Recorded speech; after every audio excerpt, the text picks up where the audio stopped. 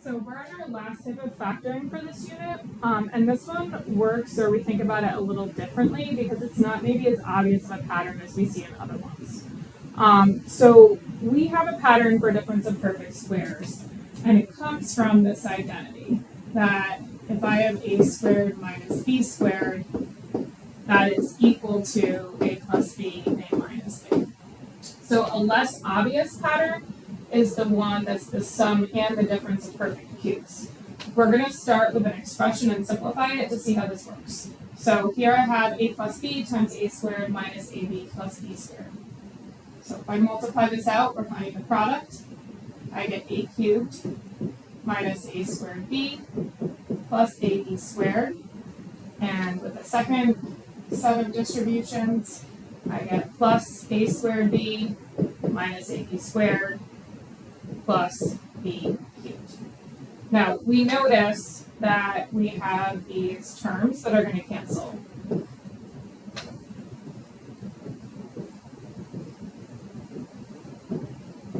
And we end up with a cubed plus b cubed. So this was not immediately obvious. I think we see this pattern so much with the difference of perfect squares that just kind of makes sense to us. Whereas this other formula, this is the sum of perfect cubes, and we also have it works with a slight change for the difference of perfect cubes is not as obvious. Now, new for 2025, this formula is actually given to you on a reference sheet. So here is the sum of perfect cubes, and you will also be given the difference of perfect cubes. And you'll notice the formulas are almost the same. Basically, just a couple of signs are different. So you'll have this formula in a reference sheet in class. The big thing is recognizing when you need to use it. So first off, we have to recognize what the perfect cubes are, and they're listed on the side of the page. So perfect cubes are 1, 2 cubed is 8, 3 times 3 times 3, 3 cubed is 27, 64, 125, and 216. So that's up to 6 cubed, and that's usually enough to recognize for the problems we have.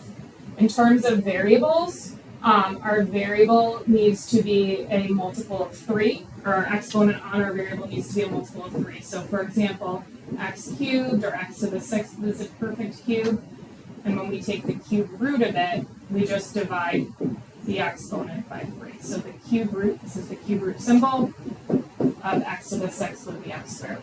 So let's get used to using this formula on some problems. Here's our first one, x cubed minus 8. What we're looking for in our structure is we can have addition or subtraction, so that doesn't matter, that'll just tell us which of the two formulas to pick.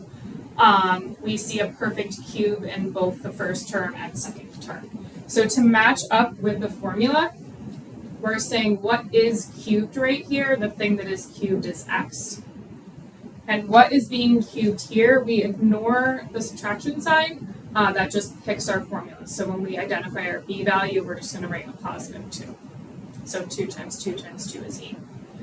Looking at my two formulas, I'm going to use the one that has subtraction. I'm going to write it down once just because this is our first example, so we can see how things match up.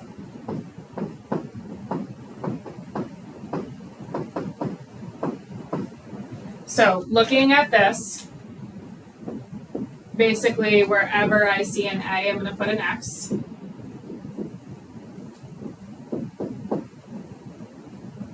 I'm going to put an X here, although I won't usually write it that way. And then wherever I see a B, I'm going to put a 2. So I have minus 2. This is a 2 here. And 2 squared is 4. So ultimately, the way we will see this written is x squared plus 2x plus 4. Now, this trinomial, the structure of it does not factor further with any of our trinomial methods. The only thing I might have to check for is to see if I missed a GCF in the beginning. So let's look at another example. This one we can see is the sum of perfect cubes. What is being cubed in the first term is a 3x, and what's being cubed in the second term is a 1. So I'm not going to write the formula here, I'm just going to look at it up top. So this is my sum of perfect cubes formula. So I'm just placing the 3x in for A and the 1 in for B. So I have 3x plus 1 This is something that's a little tricky. I'm going to write out work for it. I'm squaring the whole thing. When I multiply them together, I get 3x times 1, which is going to be 3x, and it's a subtraction sign. So that's still 3x times 1, that's just 3x, and then the 1 squared at the end is going to be a plus 1. So this part here, and I probably would just do that in my head without writing an extra step, is going to be a 9x squared once we get used to it. So looking at the next two problems, and this first section, just like all of our factoring, we're just doing one method and we're going to combine it with others so we can recognize it. So this problem here, we have the difference of perfect cubes. My A value, what's being cubed here, is x and y. And my B value, and you do have a cube root button on your calculator in the math menu if you're not sure, but 4 times 4 times 4 is 64. So working with my formula, I start out with a minus b, and then I have a squared, which is going to be x squared y squared, plus ab, so we're going to write that as 4xy, and then b squared is 16. So that is fully factored. I would definitely try one of these if you haven't already on your own. So the next one, we do have perfect cubes, and we have a sum.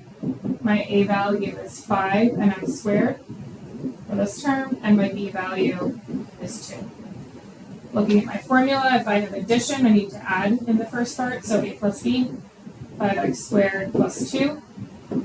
When I do a squared here, that's going to be 25x to the 4th.